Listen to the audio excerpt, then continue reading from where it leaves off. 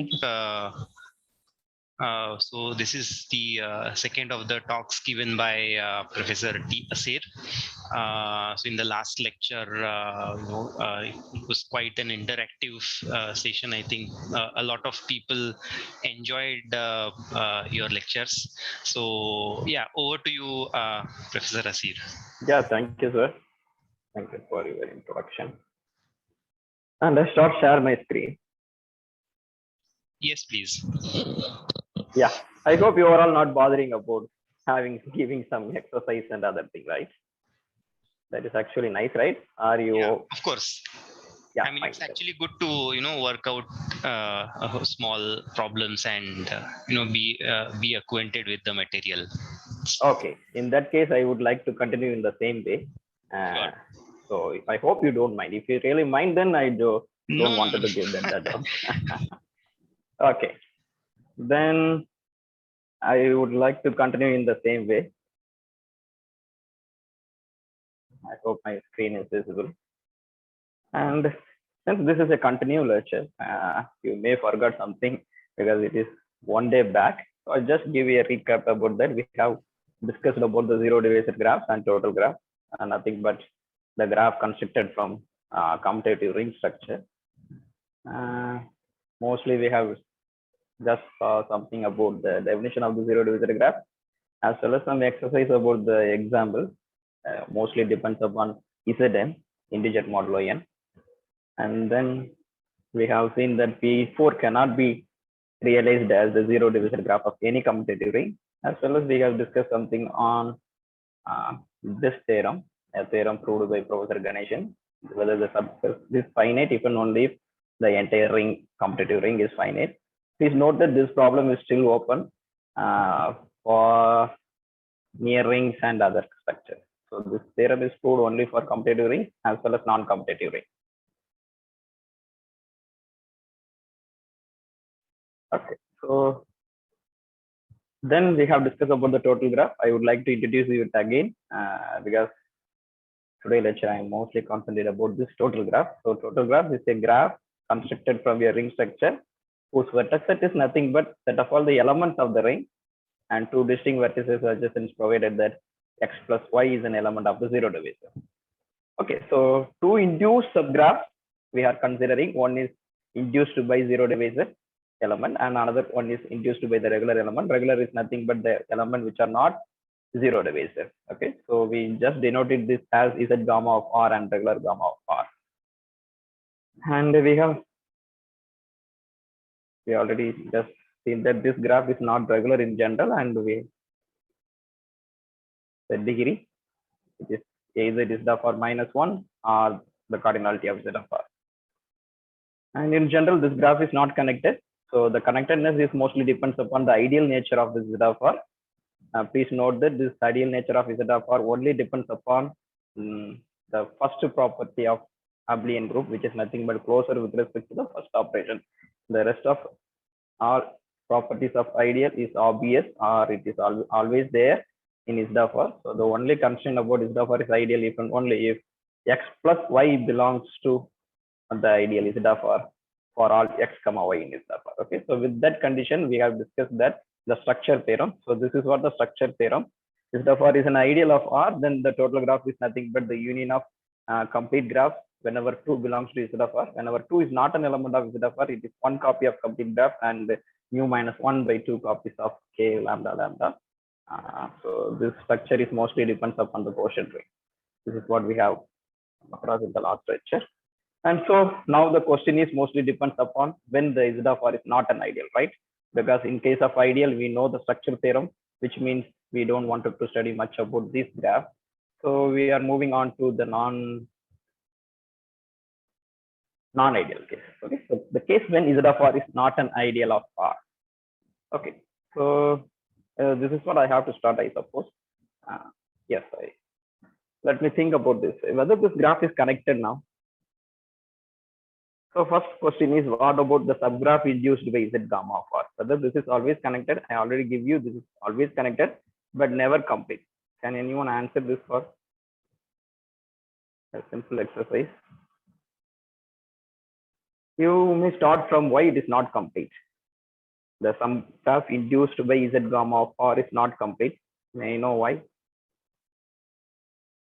Please note that we are in the structure that Z of R is not an ideal. Identity element will not be a zero divisor. It will never be zero divisor. So No. The complete means sum of any two elements in Z of R will give you the element of Z of R, right? Completeness means there is an edge between any two vectors. That is what we mean. I just consider the subgraph induced by Z of R. Okay, so what I need is, suppose it is complete means in the previous case it is complete, right? If I have taken, if Z of R is an ideal, that x plus y belongs to Z of R for all x comma y belongs to Z of R. Okay, in that way it is complete in my previous case. What I am saying is now this graph is not complete. Why? Z of R is not an ideal. Yes, please. Z of R is not an ideal. Yeah. So what we have, there exists some x and y such that x plus y belongs to regular of R, right? Correct. Yeah, because I already told you Z of R is ideal if and only if x plus y belongs to Z of R for all x comma y belongs to R. So since I am assuming that Z of R is not an ideal, so what happened? There is some two element A and B such that A plus B belongs to regular of R, which means it is not part of Z of R for some A and B. Okay, so in that way it is not complete. Why it is always connected? That is also trivial. The subgraph induced by Z of R is always complete in case of total graph.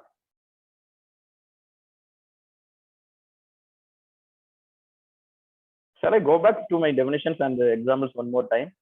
Since maybe. Yes, sir. Only definition. Can you please? Yeah, because maybe it is not a continuous lecture, so it maybe get difficult to have it follow. Yeah, so I just go back to my definition and an example. Okay, so this is for the definition of the total graph. My vertex set is nothing but the elements of the ring, and two distinct vertex are adjacent provided that x plus y is an element of the zero divisor. Okay, so we have seen these two examples.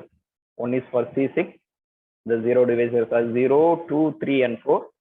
Therefore, this is the graph of the total graph of C6, right? And so this is the total graph of C9. They say K3 and K33. So there is no edge between. So this part is subgraph induced by Z gamma of R. This is the subgraph induced by regular gamma of R. Okay. So this graph we used to call is regular gamma of R. This is Z gamma of R. Altogether, this is total graph. Okay. Is there any confusion still? Okay. Yes, sir. No confusion. No. Okay. So it's clear, right? Okay. So now, so I move on to the properties of this total graph whenever Z of R is an ideal. Sorry, it's not an ideal. Okay. So this graph is never complete. So the subgraph induced by Z gamma of R is always complete.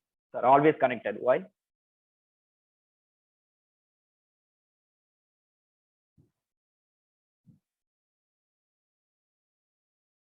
I have 0 with me, right? 0 is always an element of the zero divisor, right? Now, can anyone answer with respect to 0? 0 is adjacent to all the zero divisors, right? 0 is adjacent to all the zero divisors. So what happens? If I wanted to move from one vertex to another vertex, I just move on to 0 and then I will come back to the end vertex, right? So it is always connected. If I need a path from any two distinct vertices in the zero divisor, then I just take that x, then I move on to 0, from 0 to y. Okay, so in that way it is always connected. So this is the answer for that. Is it clear? Is it okay? Yeah. So my subgraph induced by Z gamma of R is always connected. First one. So I'm just thinking about the connectedness of my total graph. Okay. So what happened to an element from Z of R to an element from regular of R? In previous case, that means in case of Z of R is an ideal, there is no path from Z of R to regular of R. Therefore, we proved that it is disconnected. Now my question is whether there is any a path between the element of this or this. My clue is this part.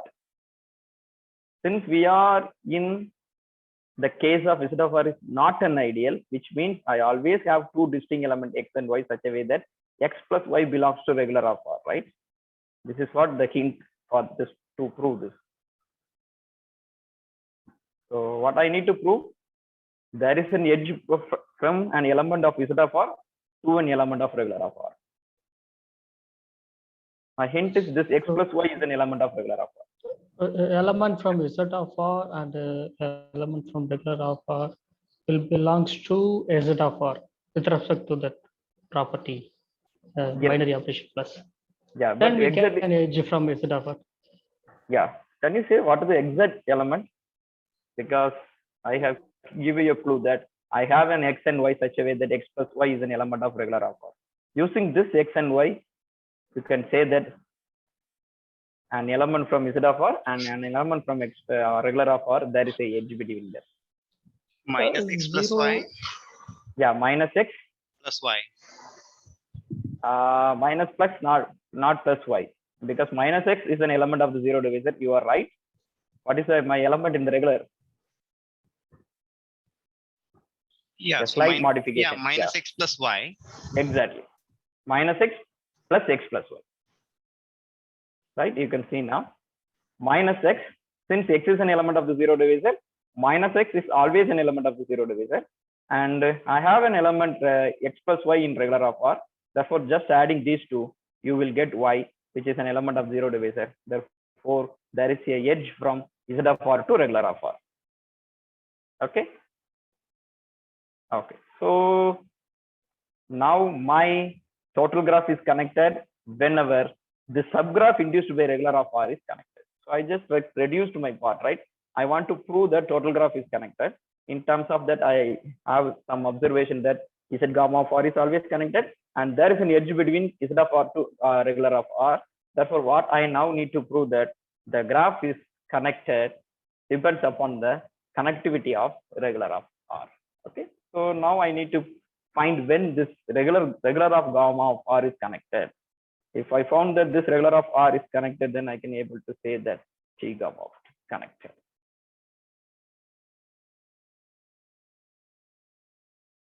Okay. So this is what the theorem says. Let R be a commutative ring. Z of R is not an ideal of R.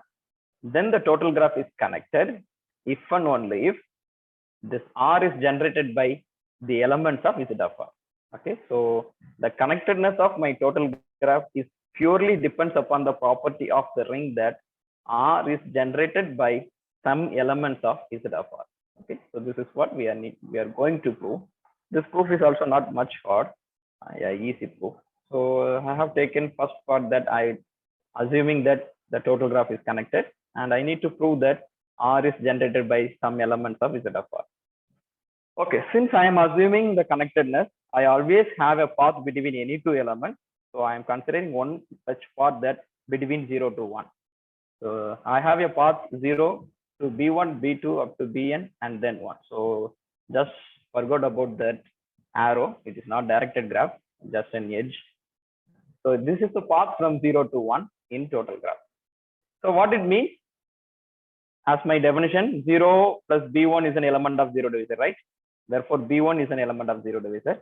Next one, B1 plus B2 is an element of the zero divisor. That is what I am given. So in the last, Bn plus 1 is an element of the zero divisor. Now consider the ideal generated by this. What happened? What happened to ideal generated by these elements? It is always subset of Z of R, right? Why? Z of R is closed under multiplication always. If you have an element in zero divisor, if you product with any element from the ring, the resulting element should be an element of the zero divisor, right? So in that way, if I am considering the ideal generated by this element, these n elements, then what I end up with, it is always subset of Z of R, right? The second part. This is clear from the definition of Z of R. What happened to this one? Because one is part of this linear combination of one of the element in the ideal, so it is always there, right? So that is the easy property that A comma B is generated, then A and B is always an element of that. Therefore, this 1 is always an element of this ideal generated by this element, and which is always subset of Z of R, ideal generated by Z of R. So now you can conclude the answer. What property from algebra or ring theory is granted the answer? If unit is there in the ideal, then it is whole ring. Exactly. So if unit is there in the ideal, then the ideal should be the entire ring in case of commutative ring. Okay, so this theorem in undergraduation level. Therefore, I have proved that the total graph is connected, then R should be generated by some of the elements from Z of R. So the converse part, I am assuming that R is generated by some element of Z of R. So I am choosing an arbitrary element X in R. Since every element of R can be written as a linear combination of Z of R, I can write A1 plus A2 up to AN. For some element A1 to AN belongs to Z of R. Here my question is whether this linear combination is right.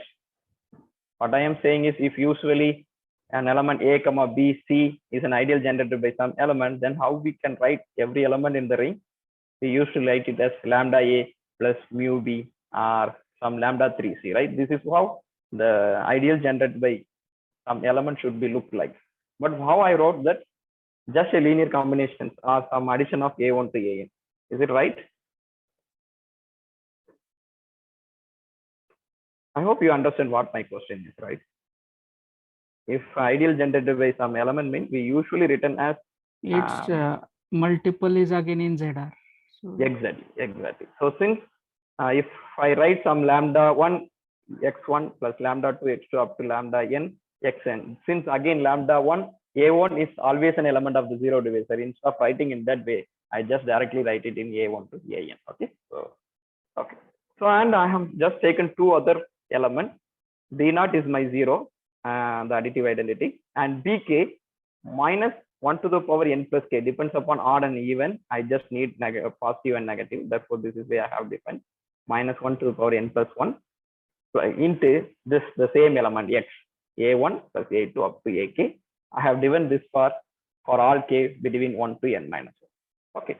Now you can check that what happened to Bk minus 1 plus Bk or Bk plus Bk plus 1. Since one side is positive, another side is negative, right? Therefore, you can head cancel it. The rest, the last element should be the only possible. AK plus 1 depends upon the negativeness or positiveness of n plus k plus 1. Okay. So I am just adding two elements of this. So this two element is always an element of the zero divisor. Why? This element is a zero divisor, right? Since I am taking all the A's from the element of the zero divisor, therefore it should be an element of the zero divisor. Therefore, this sum is always an element of the zero divisor. So now you can be able to conclude that there is a path from 0 to x. Can anyone please conclude this? There is always a path from 0 to x now.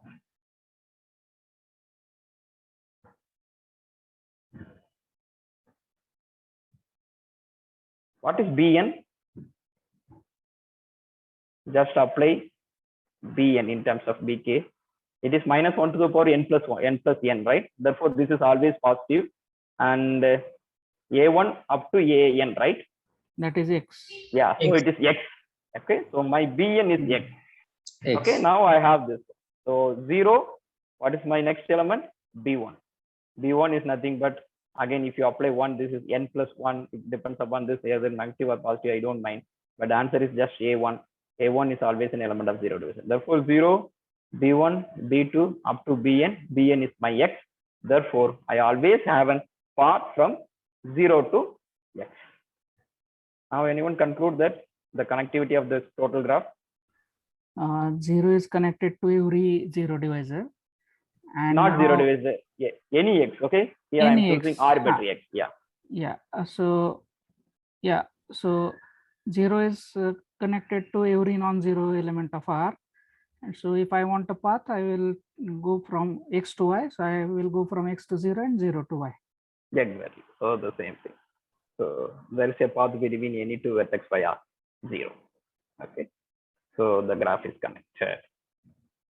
So now the connectedness is entirely settled, right? So let R be a commutative ring. In case of z of r is ideal, the graph is disconnected. In terms of ideal, the graph is connected if and only if r is generated by some elements of z of r. Okay, so my connectivity is entirely But, depends upon the connect. I have one question. But we are looking for reduced subgraph regular of R. We have Z of R is connected, and there is a path between Z of R to regular of R. We are saying okay, graph is looking for graph is connected, but we are looking for induced subgraph regular of R. Is there any connectivity we can say? Yes, yes. And so, which means if my graph is disconnected, it should be in the path of regular of R, right? So this is always true for regular of gamma of R also. The regular of gamma of R is connected if and only if R is the same condition in the right hand side. Yeah. Okay. Okay, so this theorem is also true for regular of gamma of R. No. The total graph is connected. That's only. I am looking for the induced subgraph of regular of R. Yes, Local the previous case connectivity. in the previous case itself, we have come across that, and purely the connectedness of the total graph is depends upon the connectivity of the regular of gamma of R, right? Yeah. So which means if I write this is true for regular of gamma of R.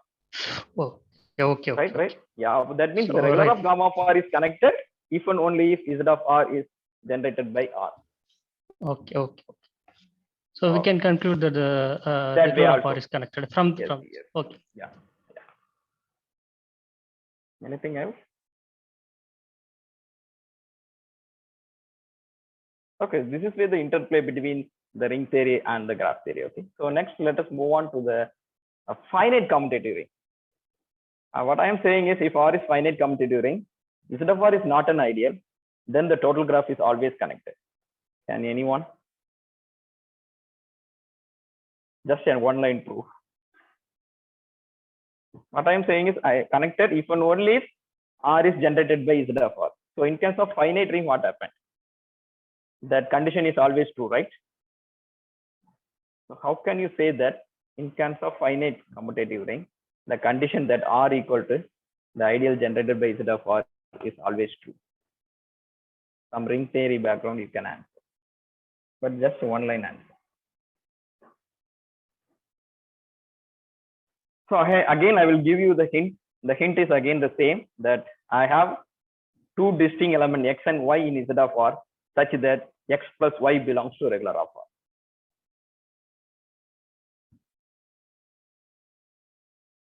Okay, what happens to finite ring when we talk about unit element and regular element? I already told you that unit element is subset of regular element, right? A regular of R is a superset and U of R is subset. In terms of finite commutative ring, what happens? So all units are regular elements. Exactly, sir. May you know the proof of this?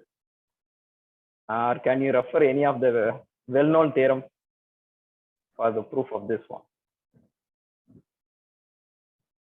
Use Lagrange's theorem. No, it's not by Lagrange theorem. Inverse exists in finite thing. Inverse exists in Finite, if set is finite, then inverse of that element exists. That is what. It's not ideal general. is. It's not general. A famous theorem, but it's not a named theorem. It is a famous theorem. Every finite integral Domain is ideal. Domain is field. field. Yeah. So which means finite integral domain. I mean, so commutative ring. So I am there in commutative ring. Integral domain means I don't have zero divisors, right? So in terms of regular element, I just avoid the unit zero divisor, right? So the condition is same. In terms of integral domain, I just avoid zero alone. In terms of regular, I just avoid all the zero divisors. So my condition is same. So one more assumption that finite will give you the inverse element, multiplicative inverse element. So the same proof is valid for this one. Okay. So in case of finite, every U of R equal to regular of R. This is what I mean. Okay. So regular element is nothing but unit element. Unit elements are nothing but regular element in case of finite commutative ring. So with these two, can anyone answer now? I have given two hints. The first hint is in case of finite commutative ring, U of R equal to regular of R. And my second hint is there are two elements X and Y in 0 Z of R such a way that X plus Y belongs to U of R. X plus minus X is 0.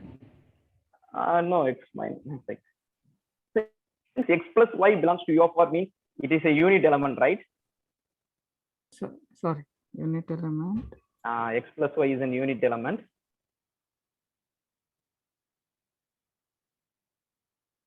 So the ideal generated by the unit is, Whole ring.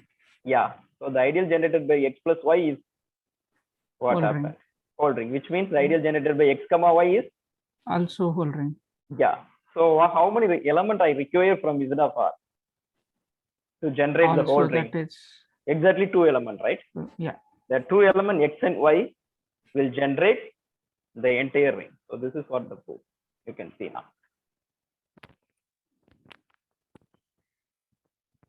Since X plus Y belongs to regular of R is nothing but U of R in terms of finite commutative ring. Therefore, what happens? R can be generated by these two elements, X comma Y. Therefore, in case of finite commutative ring, the total graph is always connected whenever Z of R is not an ideal. Okay. Okay. So the connectedness is depends upon the ideal nature of the ring. Okay. So once connectedness is over, what is our next property to discuss?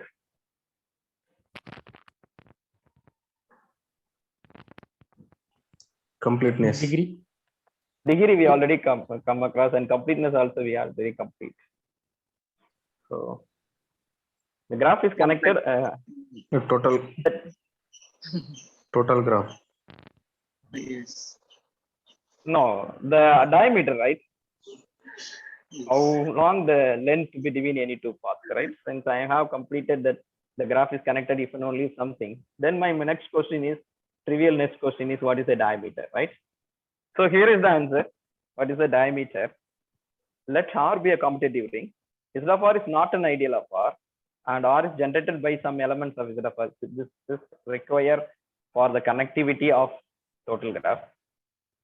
Then what is my diameter? The diameter is n. What is this n? This n is nothing but the least positive integer, such that R can be generated by Z1 to Zn, or some element Z1 to Zn from Z of R.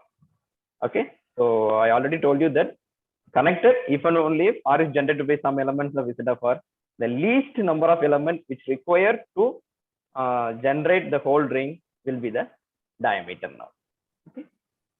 So again, the diameter is naturally depends upon that ideal generated by. So this is what the interplay. So R is depends upon the R property. I got the connectedness. So connected means the diameter is also depends upon the same property for which the least number. So this is sensible, right? Okay, let us see the proof of this as well. Again, not a hard thing to prove this. So I just look up the proof of this one. Any path from 0 to 1 in the total graph has length n greater than and more than n, or greater than or equal to n. So this is what my first claim. I need to prove this. I have to prove that the diameter is n. So instead of proving that, what I need to go to prove in this theorem is I'm going to prove that the length, the longest path is between 0 to 1. That path will give you the diameter equal to n. So in the first case, I'm just proving that this length is greater than or equal to n. In the second case, I'm going to prove that this length is less than or equal to n. Therefore, the path between 0 to 1 has length n. This is what the proof structure. Okay. Okay. So I'm considering a path between 0 to 1. Since my graph is connected, total graph is connected with the assumption that R is generated by some element of Z of R. Therefore, I'm considering a path from 0 to 1 with m length. Okay, so 0 b1 up to bm minus 1, which means it has m length. So what I need to prove is m is greater than or equal to n, right? This is what I need to prove. So again, the same pattern which I have discussed in the previous theorem, which means b1 plus b2 up to bm minus 1 plus 1 is an element of Z of R. Again, the ideal generated by this will give you the subset of Z of R ideal generated by Z of R, which since 1 is belong to this one, this will give you m is greater than or equal to n. Why? Because of this is one of the generator my n is nothing but the least positive integer such that the number of element in the generator is n. So since n is least, this this ideal generated by having m element, therefore my m is always greater than or equal to n. So next one I need to prove is I have to prove that the path between 0 to 1 should have length less than or equal to n. Instead of proving that, I'm going to prove that for any x and y, the length should be less than or equal to n. This is what I need to prove in general. Okay, so I'm again considering one. Since I already told you that R is generated by Z of R, I can write one as Z1 to Zn for some element from Z of R. And I just take Z as y plus minus 1 to the power n plus 1 into x. What are this x and y? This x and y I have chosen for any element. And again, I am defining two elements d0. D0 is x, my x. So what I need to prove that I have to find a path from x to y. So which means d0 to something on y. And what is dk?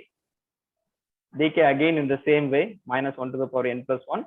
Z into Z1 to Z plus k minus 1 to the power k into x. This is what I have chosen some particular dk. Again, what I need to do is, since I need to find a path, as you guess, I just check about dk plus 1. What happened to this dk plus 1? If you adding these two, again you end up with the cancellation.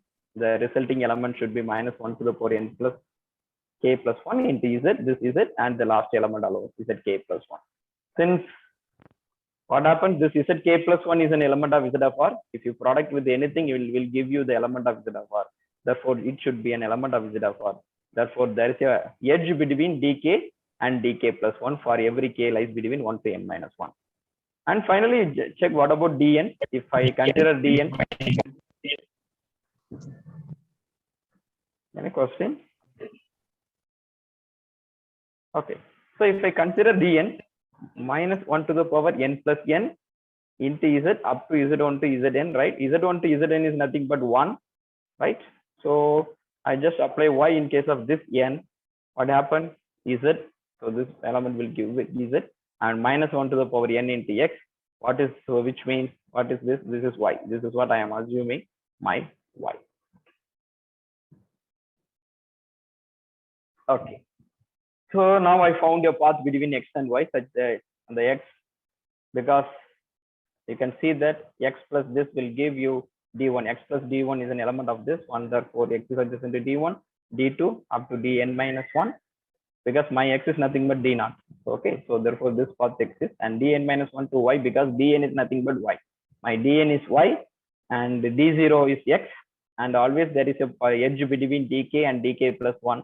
Therefore this path is always exists in total graph. Therefore, how many length it has? It has n length. Therefore, any path between x and y have at most n length. Therefore, one of such path is between 0 to 1 as well. Therefore, the shortest path between 0 to 1 should have length maximum of n. In the previous case, we have found that it is at least n. Now it is at most n. Therefore, it is exactly equal to n. Therefore, the diameter is n. Okay. So the diameter is depends upon the number of the least number of element in the generator. Okay.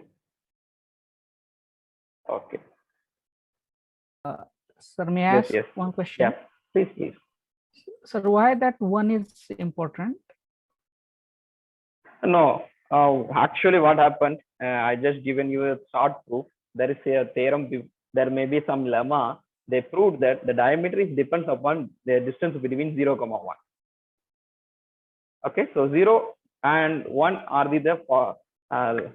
the largest distance in the graph. Okay, so that's why they have chosen 1 in particular. Okay, so I just avoid that, because just to find the diameter, I don't want to say that the distance between 0, 1 is exactly the diameter. But in case of total graph, the diameter is equal to distance between 0, 1. Okay, thank you. Yeah. Okay, so corollary, now you can answer this, right? In terms of finite ring, what happened?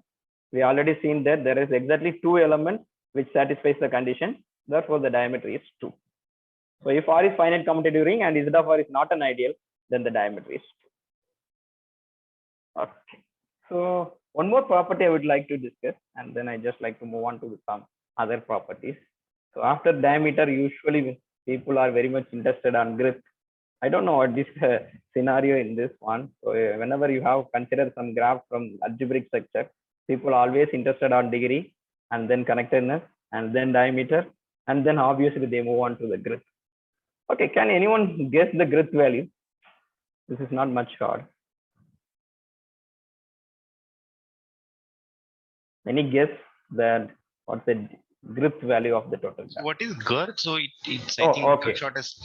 Okay, it is a shortest cycle. Length of the shortest cycle in the graph. Okay. So length of the shortest cycle, we used to call it as grip. Less than 2n. Yeah, less than 2n. Okay. So it is too far. Because you need to find one C3. Okay. If you find C3, then the grip is 3. So 3 is the smallest value. Just go Right. from the small value. Do we have cycle on 3 length in total graph? I think it- Uh, yes, if your ZR have 3 elements, then you will have cycle of length 3. Which one having 3 elements? Z of R, 0 divisors. No, even Z of R having 3 elements, and there is no edge between X and Y, right? That also be No, case. but Z of R is complete, no? No, Z of R is complete in terms of Z of R is an ideal. ID. Yeah. In terms of ideal, then you are okay. At least you answer for ideal case, right? If the graph, if Z of R is ideal, then the grip is 3. Suppose if I have 3 element in Z of R, but if the total graph is connected though through via 0. The connectedness is proved via 0, no? Yes. So 0 is adjacent And to, there is yeah. yes, Yes. there is an adjacent between the Z of R to regular of R. There is Okay. a path Yes, exactly. or edge. Yes. So that we can connect to 0 to element in Z of R to 0 or 0 to element in regular of R. Then there is an edge between regular of R and Z of R. So we can get triangle. That we cannot do that, right? So one part is right. 0 to an element of Z of R, and from Z of R to regular of R is okay. But we don't have any guarantee that regular of R to Z of R, the same element of the regular of R to Z of R. We not proved that, right? No, there is an edge between regular of R to Z of R. No? There is an edge. That's it. Not every element having an edge. Maybe every element having only one edge. Maybe suppose but there is one. Yeah. But 0 is connected. The connectedness is proved through 0. Exactly. So that we can connect the 0 is connected to Z of R, that element. We say that there is an edge between Z of R. So I say it is X and Y. X is connected to 0 and Y is connected to 0. There is a path, not there is an edge, right? 0 to X is right. X is an element of Z of R, means 0 to X is direct edge. And 0 to an element regular of R means R. Okay. That I is don't a have path. any guarantee. Yeah. Then I sure have a path from this Y to 0. That is sure. I don't know the length of that path. Okay. Okay. Now I understand. Yeah. Anyhow, 0 is adjacent to all the elements of Z of R, right? Yeah, right. Okay. So which means when the grip is 3. If these other elements are connected to each other in that. There must be an edge between. Yeah, there is at least one edge in induced graph of Z of R, right? Other than 0. Okay. So if in that case the grip is 3, right? So which means what I need to have, there exists some element X and Y in Z of R such that X plus Y belongs to Z of R. If that condition satisfies, then I am always having 0 to X, X to Y, Y to 0. Yes. Okay, so if there is some edge in Z of R other than the edges between 0 and X, I always end up with grip equal to 3. Now the theorem is over. So what I need to prove? If I have such edge, then growth is 3. Then what I need to have when there is no such edge exists. Okay. So that is the proof. It is. Okay, I think before Grith, I have an example of this kind. I just go back to this example. Okay, you please. I have 3 examples of this kind. I just forgot and move on to the property of Grith. Therefore, I just complete the Grith and then I just come back. Okay.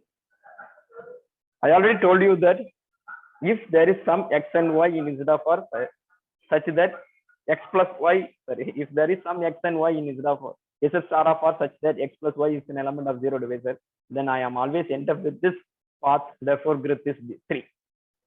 Okay. So what my assumption now, x plus y does not belong to Z of R for R, x comma y belongs to Z star of R. This is what my assumption. So now what happens? I need to classify what are these rings, right? So except these rings, the Grith is 3. Okay. So this is not much hard to prove. Some ring theory comes into play. We know that Z of R is always union of prime ideals. Okay. A standard result, if you wanted to find the proof of this, you can go with Athiya book, Athiya on competitive algebra. That book, you can find it in the chapter 3. Z of R is always union of prime ideals. The trivial thing is Z of R is always union of annihilator ideals, right? Annihilator of x. Every annihilator of x is an ideal. Therefore, Z of R is union of always an annihilator of x. But this Z of R is always union of some prime ideals as well. Okay. Since I am assuming that Z of R is not ideal, right? Therefore, it should not be one. It cannot be union of a single ideal. At least there is 2 ideal are there. Since I am considering in the case of Z of R is not an ideal. Okay, this condition is always true, right? In case of Z of R is not ideal, I always find 2 element x and y such that x plus y belongs to regular of R for some for distinct x comma y belongs to Z star of R. Okay, so in that case, what happens? I have 2 elements, which that x plus y is an element of regular, so which means this prime ideal should have exactly 2 elements. We don't find more than 2 elements of this kind, because as we know that either one of them is belonging to this part. Therefore, this prime ideal should not have more than 2 elements. Therefore, this union, every element in that union, in the union of prime ideal, have exactly 2 elements. Next, what I need to prove is this number of prime ideal is also true, because the intersection is always empty, right? I'm having every element is exactly 2 elements. Everything are the distinct prime ideals. Therefore, the intersection should contain common element only 0. Therefore, I don't find more than 2 elements in the union. Therefore, what I end up is Z of R is nothing but union of 2 prime ideals, both of them having cardinality 2. Now, can anyone guess what is the ring? Okay, first of all, how many elements are there in the zero divisor now?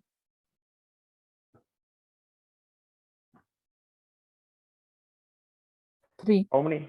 3 elements on the zero divisor, right? Okay. Please go back to Chinese remainder theorem. Chinese remainder theorem.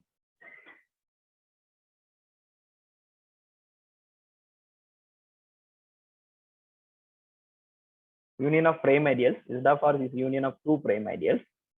Then the ring is isomorphic to R by those prime ideals, the local rings of those prime ideals. Okay, so this is what the Chinese remainder theorem says, that R is isomorphic to R by P1, the direct product of R by P1 into R by P2. Okay, now since you just check it out that P1 having exactly 2 elements and this union having 3 elements, Z of R. So this is only one way, is it Z2 cross Z2. So my Grith value is 3 except for the ring Z2 cross Z2. This is the only non-isomorphic ring for which I don't find x plus y belongs to every x plus of y belongs to regular of R whenever x and y is an element of the non-zero zero divisor. Okay, so this is what the theorem. Now can you answer what is the values of Grith? Either 3 or you just draw the total graph of this one. then you know what is the Grith value of this one.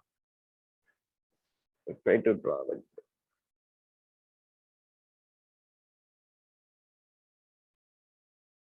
My ring is C2 cross C2. What I am giving you as exercise is try to draw the total graph of this. So exactly 4 elements. What are the zero divisors here? The elements are nothing but 0, 0, 0, 0, 1, 1, 0, 1, 1. These are the 4 elements. Okay. So yeah. What are the zero divisors? 0. Hello. Yeah, please. 0, 1, 0, 0, 1, 1, 0. 1, 0. Exactly.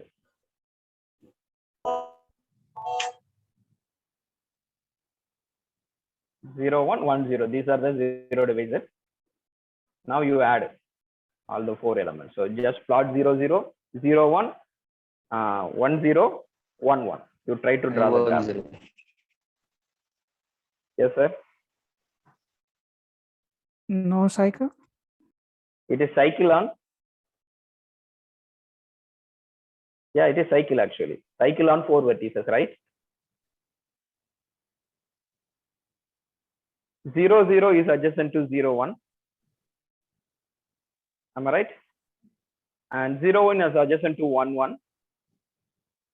C4. 1, 1 is adjacent to 1, 0. 1, 0 is again adjacent to 0, 0, right? So it is C4, right? It is 4. Yeah, cycle on 4 vertices. Am I right? Yeah. Yes, sir. Yes. So what is the Grith value of this one? 4. Yeah. So this is what the answer.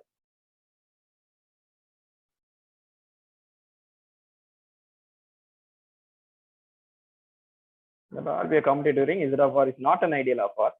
Then the Grith value is either 3 or 4. Moreover, this Grith is 4 if and only for the ring R is isomorphic to Z2 cross Z2.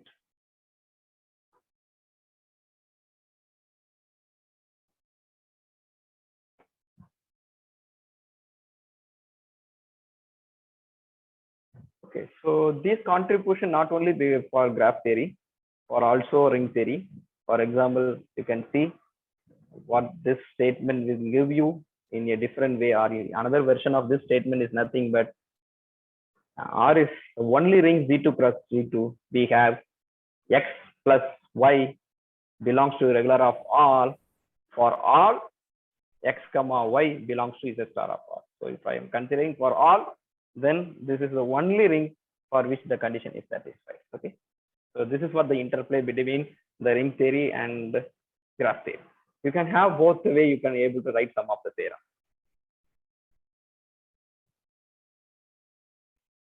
Okay.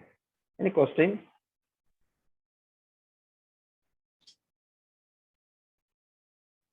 I didn't get the connection how that Chinese remainder theorem, but I will look into that. Yeah, Chinese remainder theorem says that whenever R is a finite commutative ring with prime ideals, P1 to Pk prime ideals, then is R is isomorphic to R by P1 cross R by P2 cross R by Pk.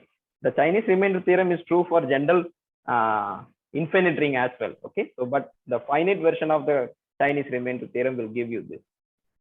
Even the number theory version of Chinese remainder theorem is nothing but n can be written as P1 power alpha 1 up to Pk power alpha k is nothing but the number theory version of the Chinese remainder theorem. Okay, so Chinese remainder theorem generalized the fundamental theorem in number theory as well. So in case of finite, this is true. Since I am having only 4 elements in my ring and only 2 elements the prime ideal, this is the only ring which satisfies that condition. Basically, one can define a map from R to R cross P1 cross R cross, I mean R mod P1 cross R mod P2. Exactly. And then P1 intersection P2 will appear as the kernel. And Kernel, here it is, exactly. yeah, here it is 0. Exactly. And the Chinese remainder theorem will give you surjectivity. Exactly. The exact form of the Chinese remainder theorem. Professor Ganesh Gauri told. Yeah. Thank you, sir. Yeah.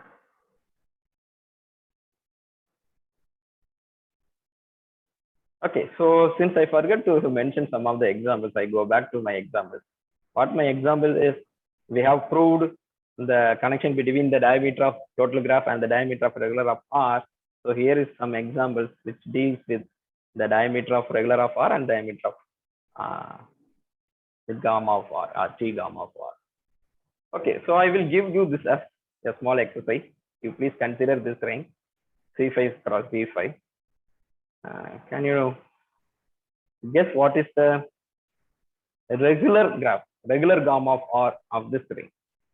I don't want the entire total graph of this ring. I just want only the regular graph of this one. Which means you just consider the subgraph induced by regular of R. Okay, if some of you are not much familiar with this ring, I just like to mention something. What is this ring Z5 cross Z5? What are the zero divisors are here? Even general I can go with. Suppose I am having two rings R1 and R2. This is my R. You just assuming that this is my R. Then what happened to my zero divisor? This zero divisor is isomorphic to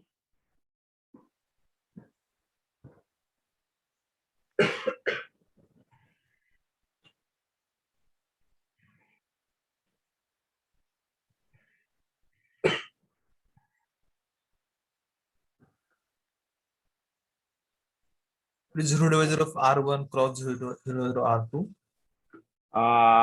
it's not exactly right. You have some try is okay, but it is not Z of R1 plus Z of R2, something different.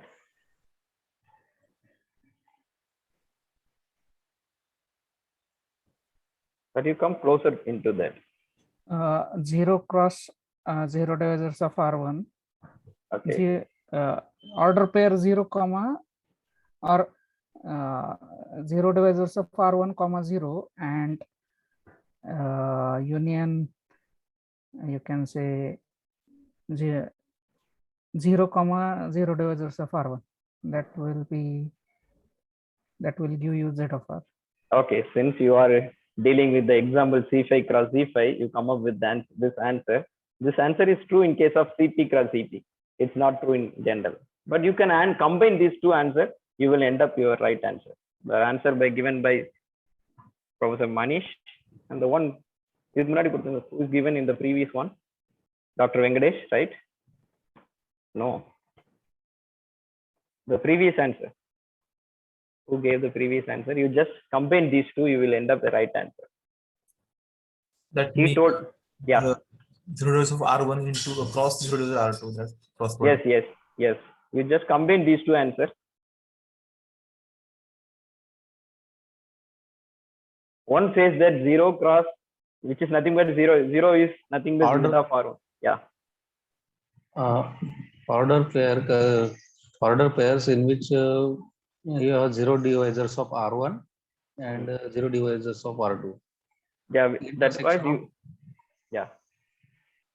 But that is not exactly the right answer. Okay, I will come up with an example. One component you can put 0 divisor and another component you can put any element of that R. Exactly. This is what the answer, which means Z of R1 cross R2 union, right? Union. So, okay, I don't know, it's not clear. R1 cross Z of R2. Am I right? This is what the answer is. Yes. Okay. So Z of R1 cross R2 union R1 cross Z of R2. Okay. This is not a difficult thing to prove. Suppose I am having an element A comma B in R. My R is nothing but R1 cross R2, which means A is belongs to R1, B is belongs to R2. What I need to prove? When this is a zero divisor, product with some element will give you 0, 0, right? Product with this will give you 0, 0, which means I need one non-zero element in the first component. For example, I can say that X, A dot X is 0 in my first ring. Okay, so what I'm taking is the zero divisor element in the first component. Second component, I can take 0, right? That will give you 0, 0.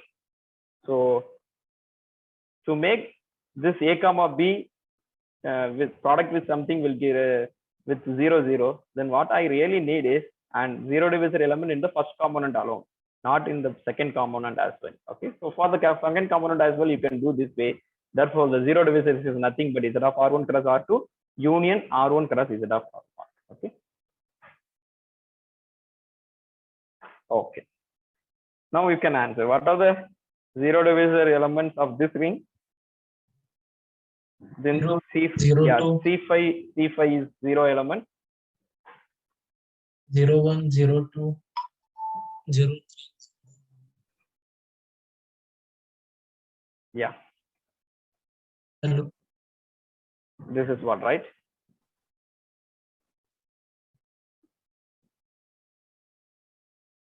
Okay, now what is a subgraph induced by regular of R? There are 25 elements in the ring. I don't want to bother about all the 25 elements. Just consider the element which are part of regular, which means I have to remove the 9 elements. What happened to the rest of the element and what is the diameter? First of all, the diameter of the total graph is 2. Am I right? Because I'm considering a finite commutative ring. I already proved that for every finite commutative ring, the diameter is always 2.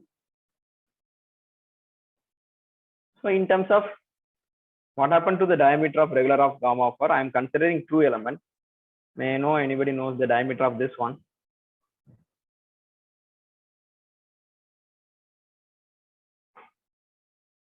Even you don't wanted to draw the entire graph, just by applying how this zero divisor graph looks like, you may end up with this one.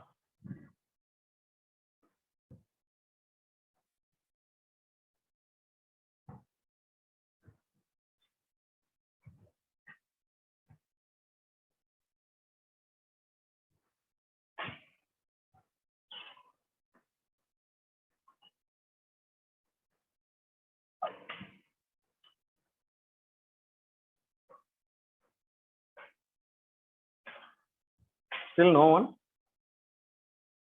This is what the adjacency between any 2 elements.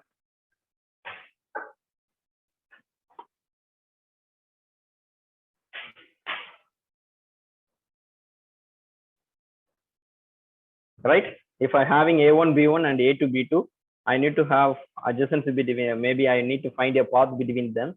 The path is between via minus A1 minus B2, right? If you are adding first 2 elements, what happens? The first component is 0. Therefore, it should be element of the zero divisor. If you are adding the last 2 elements, the second component is 0. Therefore, it is again a zero divisor element. Therefore, this is a path, which means what is the diameter?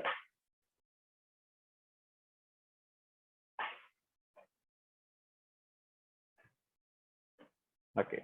So this is an example for the equality. 2 2. Yeah.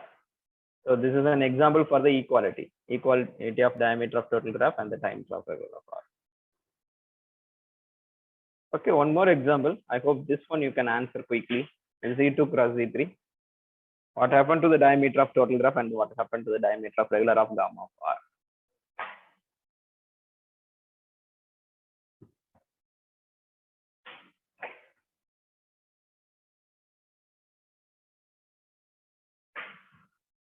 Diameter of the total graph is very clear. It is 2, right? Since I am again considering a finite commutative ring, the diameter is 2.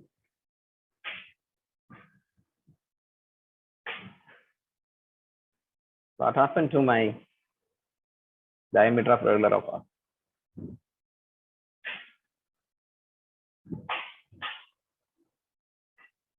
R? It's 1.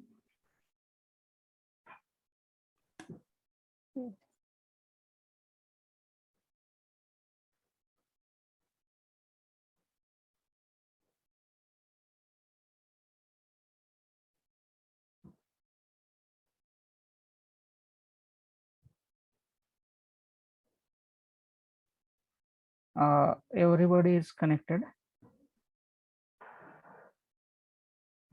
Everybody is connected, which means complete graph, because right? in Z2, you add 1 plus 1, you will get 0.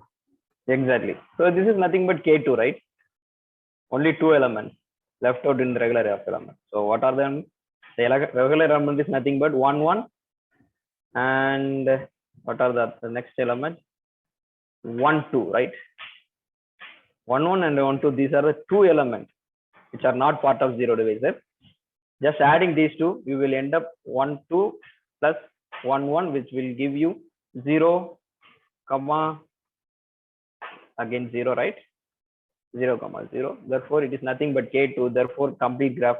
Therefore what is the diameter? 1.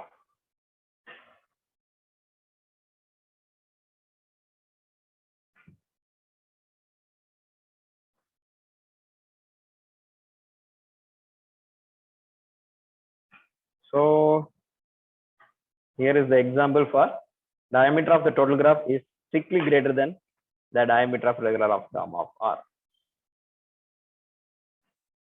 So another case, what is the third case?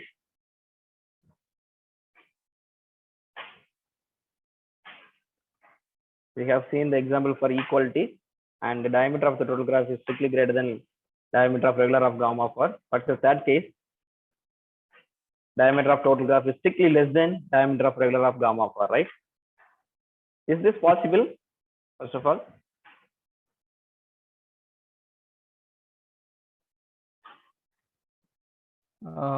diameter of T of R and whole graph is same, so that is not possible. yeah, I hope you come up with this answer. That's why I'm asking this question. Yeah. Are everyone is okay with this answer? For Any- ideal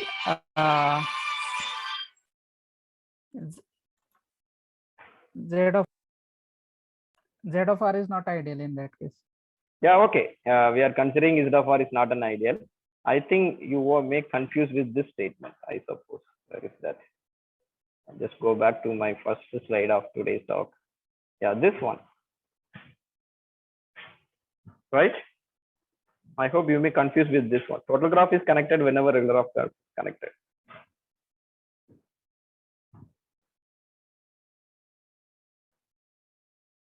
Here it is not if and only if, okay? If regular is connected, obviously total is connected, not vice versa. The connectedness of total is not depends only on the regularity of this one. Suppose two elements from regular may be connected through 0. Okay, in that way, we cannot say that way. Okay, so the case for which the diameter of the total graph is strictly less than diameter of regular of R is also possible. Okay, the third example is also possible, but the example is not much simple one. You please, the Q is printing mistake. Okay, actually it is Q of X. It is not Z of X. Q of X.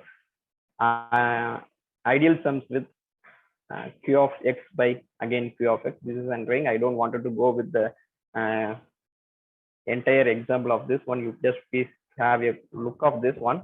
Again, a mistake in the typing. Okay, it is Q of X, not Z Q of X. It is Q of X. But consider the polynomial ring. Here, the Z of R is nothing but again just remove Q of X, Q star, the non-zero rational number. You just remove that is actually the Z of R.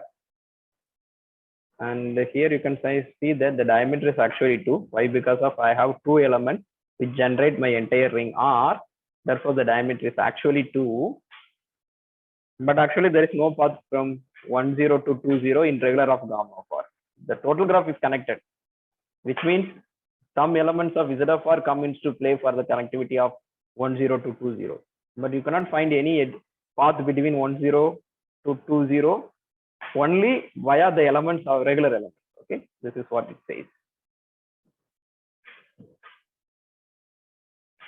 Okay, sir. Okay, so there are examples for which the diameter of total graph even 2, but the regular graph is not even connected. So we have all the three examples: equality, less than, and greater than as well.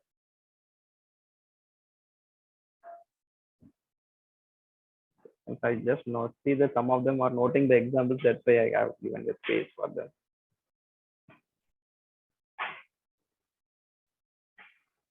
Please note that it is Q of X, not Z Q of X, it is Q of X. Polynomial ring over Q. That's all. Okay. We have already discussed about the graph. So this is what the graph. Hereafter, I would like to concentrate something on research-oriented results. Okay, so we have some work on this total graph, especially myself and Professor Tamil Selvam, my guide. So initially we took up this problem by about 2009 or 2008. So during that time, we have seen another paper that S. Akbari and 3 other Iranians studied about the Hamiltonian nature of this total graph. And they have proved that R be a finite commutative ring such that Z of R is not an ideal, then the total graph is Hamiltonian graph. This is what they prove. Hamiltonian is nothing but we always find a cycle through all the vertices. Okay. If you simply say that when the graph is Hamiltonian, there must be a cycle containing all the vertices. Okay.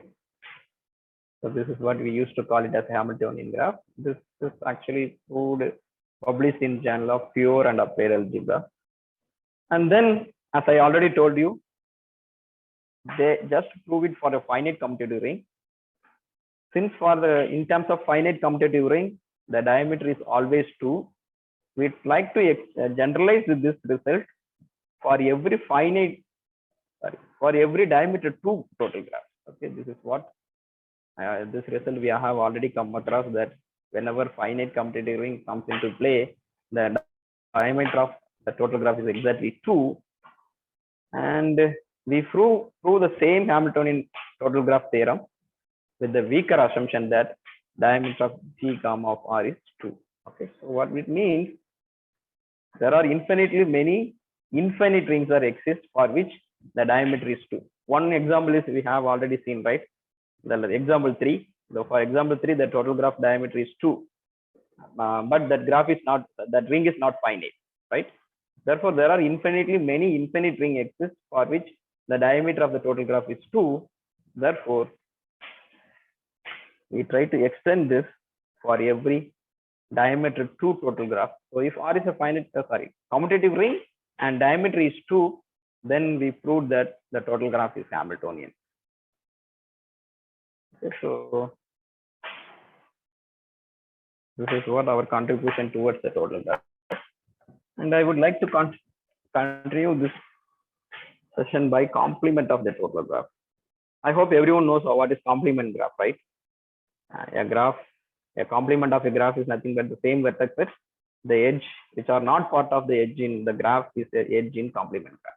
Okay, so X and Y are adjacent in G bar if and only if X and Y are non-adjacent.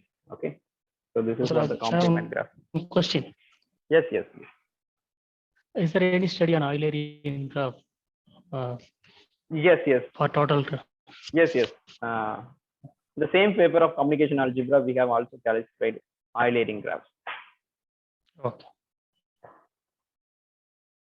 Eulerian graph is much easier than Hamiltonian in terms of total graph. So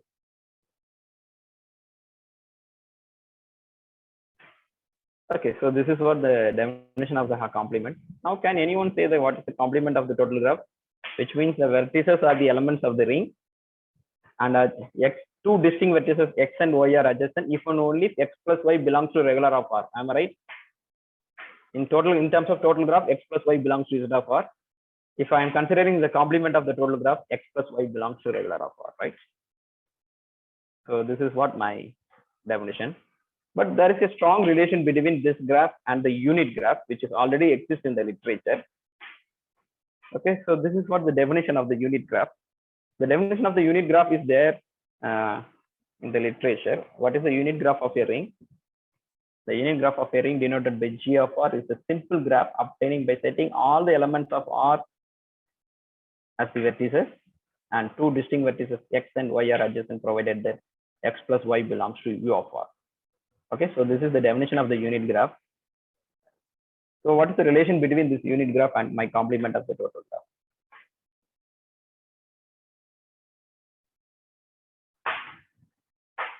Unit graph may be a subgraph of complement of it. Yes, exactly. Unit graph is a subgraph of a complement of total graph in general. In terms of finite, both of them same, right? In terms of finite commutative ring, both graphs are same. So one way it is a complement of a total graph, another way it's a unit graph. Both graphs are same in case of finite commutative ring. And in general, unit graph is a subgraph of complement of the total graph. Okay.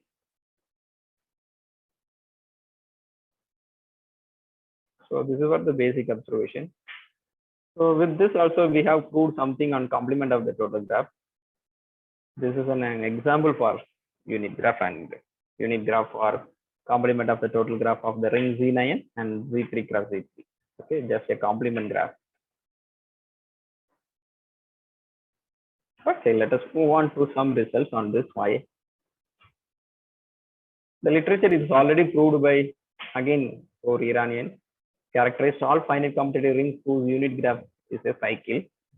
They have entirely characterized all the cyclic unit graphs. So the theorem, corresponding theorem says that let R be a finite commutative ring, then the unit graph G of R is cyclic graph if and only if R is isomorphic to either C4 or C6. And one more theorem, they also partially characterized all complete bipartite graphs. Why I say that it is partial? With the assumption that R by M equal to 2. They have proved this with the assumption that R by M equal to 2. Let R be a commutative ring. M is the maximal ideal of R such a way that R by M equal to 2. If this exists, then they have proved that the unit graph is bipartite. Moreover, the unit graph is complete bipartite if and only if R is local ring. Okay, we would like to generalize these two results in terms of total ring or in terms of complement of the total ring. So in terms of finite, in the first assumption, we like to remove this finite. Therefore, we generalized for any commutative ring. And in terms of the second result, we try to extend without this assumption, R by M equal to 2. Okay, so this is what our generalization result. So here is our generalization result. Here we have considered any ring. Okay, let R be any commutative ring. Then the complement of the total graph is complete if and only if R is either an integral domain. Sorry, it is only integral domain with characteristic 2, and is a star graph for only two rings, Z2 or Z3. And the complement of the total graph is cycle if and only if either C2 or Z2 of X by ideal generated by X square or C6. And the complement of the total graph is complete bipartite if and only if either Z of R is an ideal of R with the quotient ring R by Z of R is isomorphic to C2, or the entire ring is isomorphic to C3. So here is the result. Can anyone find any lag in the previous result or any missing cases in the previous result? One way this is generalized for any commutative ring, okay, and as well as this is generalized for without any assumption that R by M equal to 2. These two I already pointed out. And do we find anything different in this last two statements exactly? Cyclic and complete bipartite. In terms of unit, I again show you the result, especially in case of cycle. In this result, we need R to be a local ring. No, for first one, they have not assuming that R to be local. But you can see that R is isomorphic to Z4 or C6, right? This is the only two Z6. rings they have mentioned. Yeah, but actually it is this ring they have actually missed out. So we have corrected their result. And also here without the assumption of R by M equal to 2, we have proved. You please note that even though we are assuming R is in any commutative ring, the final answer comes with only the finite, only with the finite commutative rings. Therefore, this can be extended to unit graph as well. And therefore, we have extended this as a result for unit graph. The unit graph G of R is cycle if and only if Z4, C2 of X or C6. Okay, this is the only ring they have left out. And again, in terms of unit, we have proved the complete bipartite graph if and only if Z of R is an ideal of R with R by Z of R is C2 or C6. This is the assumption without any assumption that R by M equal to 2. Okay.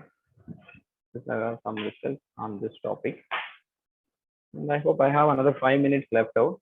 I just give you the last 5 minutes for the discussion.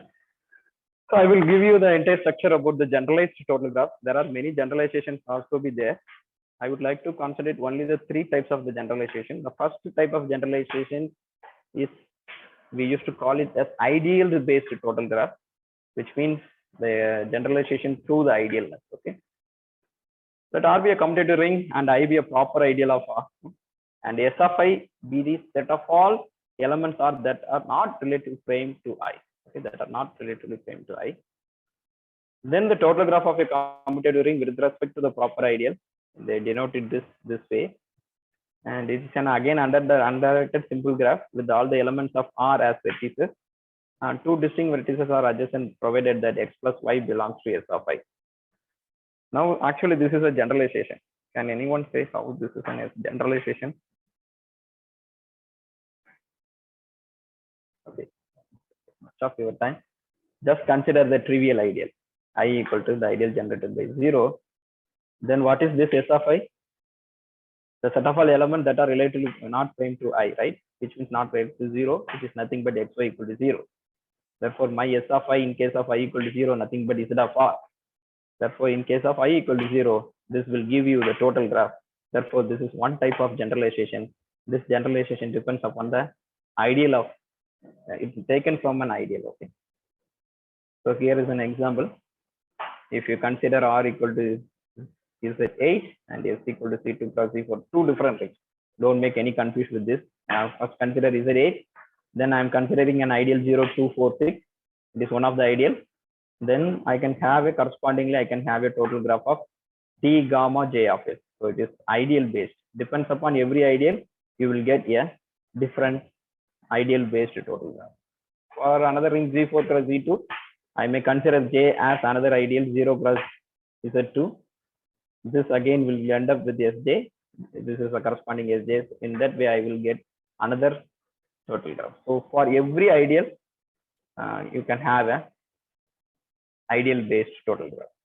Another generalization through multiplicatively closed set. What is multiplicatively closed set? Nothing but the second condition of the ideal is used to call it as multiplicatively closed. Okay. If I am having a subset which is multiplicatively closed, means take any element from R and product with this, the resulting element should be part of this. Yes. Okay. So let R be a commutative ring and S be a multiplicatively closed subset of R. Then they are defining a simple graph again with the same elements of the ring as vertices, and two distinct vertices are adjacent provided that X plus Y belongs to S. So here again, I already told that Z of R is always multiplicatively closed. Therefore, if I consider S as Z of R, then this is again give you a total graph, right? So this is again one of the generalization of the total graph, but this is through multiplicatively closed subset. Previously, we have discussed about ideal based nature of the total graph, and here it is multiplicatively closed nature of the total graph. So here is an example. If I consider C6, I may have different type of multiplicatively closed subset. Maybe yes, I am taking same as Z of R, 2, 3, 4. R S is 1, 3, 5 is again a multiplicatively closed subset. R S equal to U of R 1, 5. You please note that this is actually a good generalization because this is a total graph. This is a unit graph, complement of the total graph. Both of them comes to the what do you call it? The total graph of multiplicatively closed subset of a same ring. So even the total graph and its complement is part of this generalization. And the last generalization I would like to introduce is again generalization of total graph with multiplicatively frame subset. Okay, so what is a multiplicative frame subset? You have to add one more assumption of frame through here is such be a non-empty proper subset of R such a way that R different H is saturated multiplicatively closed subset of R. So which means here it will give you a prime nature of the ideal. Therefore, R different H is a saturated multiplicatively closed subset of R. This is again given by the same person who introduced total graph, Anderson and Murali. The generalized total graph of R is a simple graph, which they denoted as this way. And again, vertices are the same as the elements of the ring. And two distinct vertices X and Y are adjacent provided that X plus Y belongs to H. Here again, Z of R is one of the saturated multiplicatively closed subset because if you remove H, that is nothing but regular of R. If I consider H as Z of R, R different Z of R is nothing but regular of R. This regular of R is always saturatively multiplicatively closed structure. Okay. Therefore, again, it is one of the generalization. Here as well, depends upon the H, you can have more number of graphs. For example, again C6, I have H, same total graph, but 0 to 4 is again multiplicatively, saturatedly multiplicatively closed. Therefore, I'm having two different generalized total graph for C6. Okay, I would like to stop with this one, and I would like to show some of the references. These studies are still alive, and we have find some good papers on this topic recently. For example, the first one I already told you that in 2009, the second paper on total graph, and D.F. Anderson and Livingston, this is the first paper on zero divisor graph. Again, Anderson and Badavi, the first paper on total graph. And we have some series of papers on this topic. For example, some recent paper on discrete math. This is dealing with the Cohen-Macaulay of this total graph. And class of few well-covered members. Again, this is also the total graph. This class is nothing but we have studied the total graph of well-coveredness of this total graph. And this reference is again the unit graph, the first paper on unit graph, which is there in communication algebra. Please note that this unit graph is not introduced only for the ring. Actually, this is introduced for number theoretically. For example, 1, 2, 3 up to n. Then GCD of x plus y comma n equal to 1. Then there is an edge between x and y. This is where they have studied maybe in the year 1998, something like that. Number theoretical version of the unit graph is always there, and then they have extended that definition to the name of unit graph in terms of ring theory. Okay, so since I already told you there are series of papers recently, so I know again the Wiener index of zero divisor graph in discrete applied math, and this is nothing but genus. Genus is nothing but the generalization of the planar, and these are all about mostly about the genus property of this graph. And this book, I would like to refer this book for the ring theory. If you want to study that the advanced ring theory, Kaplan's book. Hope you are all very much familiar with this one anyhow. You want the Kaplan's commutative ring.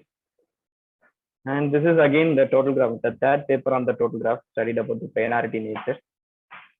So thank you so much. If any question.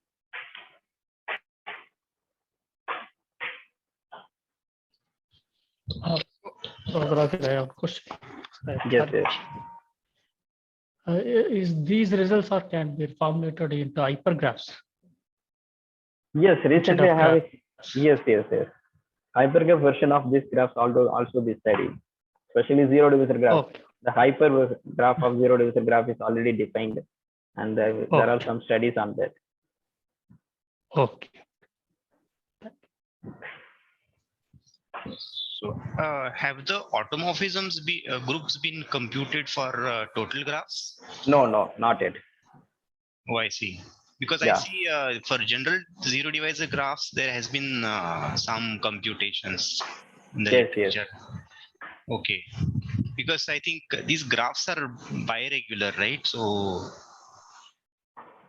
It is not much hard to find, I suppose, compared to Yeah. zero divisor graph. yeah, and one expects the group to be large in this case. Yes, exactly. Yeah.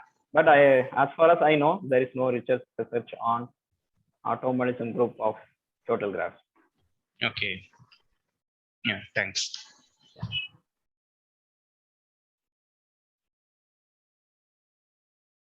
Any other question? Yes. Any other questions, please? Or if you wanted to add something, you can please. There is a question in chat box. Chat box. Okay. Should I read it? Yeah, please. Yes, there is a question in the chat box. What is the use of zero divisor graph? Yeah, I already told you the interplay between these two. I just begin with an theorem. The theorem is proved by Professor Ganesan in a math annum. It is a very difficult proof to follow even. It is more than 10 pages of proof. Using the structuralized version of the zero divisor The same theorem is proved in 4-5 lines by D.F. Anderson and Livingston. One of the examples. Or otherwise, you can structurally view the concept. For example, I can say recently I come across with a lecture last week. Professor Lagrange gave that lecture. And he told that the annihilator of X is nothing but the neighborhood sets of the zero divisor, right? Using that condition, because X dot Y equal to 0 means nothing but annihilator of X. So annihilator of X is nothing but the neighborhood set of the zero divisor graph of the X, the same X. Okay. So using that result, they have proved some open problems in annihilator ideal theorem using this zero divisor. So the contribution of algebra as well as graph structure is the main use of zero divisor graph. I have one more question. Yeah. More doubts. Here is Ramsey number can be found for these graphs instead of looking rings. Ramsey number. Ramsey number. Can we able to find the Ramsey number instead of seeing the total graph, seeing the ring with the structure of rings?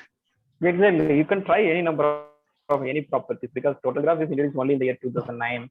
So even Wiener index itself, we have completed recently only a pair in discrete applied math. Okay, so even Wiener index is not completed yet. So most of the areas are still open, like Ramsey number, automorphism group, even eigenvalues. There are many problems related to eigenvalues also be open. Yeah.